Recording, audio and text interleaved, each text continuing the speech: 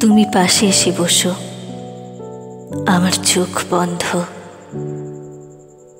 গন্ধ এসে বলবে তুমি আছো। চোখ ধাঁধা করে দাও যদি, করুক না। আমি তো ভাববো আমি অন্ধ। হয়তো রামধনু অন্য কোনোখানে, এখানে অন্ধকার, মেঘলা, ঘোলাটে।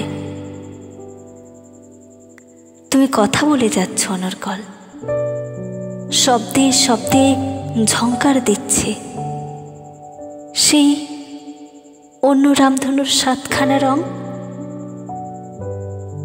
শব্দ শব্দ একটু বিরক্ত হয়ে বলল, শুধু দেখা হলো, রং মাখা হলো না।